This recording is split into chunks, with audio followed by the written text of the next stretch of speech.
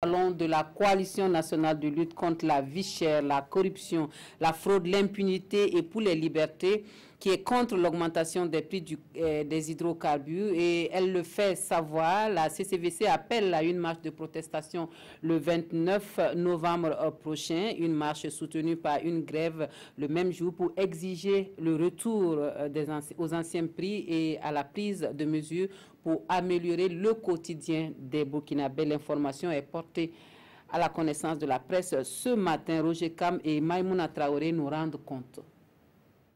Suite à une décision du Conseil des ministres en date du 8 novembre 2018, le prix du litre du Super 91 et du gasoil a augmenté de 75 francs.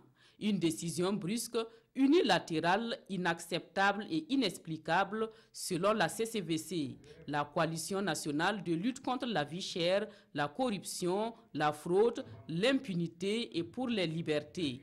S'il est vrai que ces dernières années, le prix du baril du pétrole a certes connu une relative hausse, l'on retiendra cependant chez nous, au Burkina, la dernière baisse des hydrocarbures qui date du 11 mai 2016 avait été limitée à 50 francs sous prétexte qu'il fallait permettre à la Sonabi de se refaire une santé financière.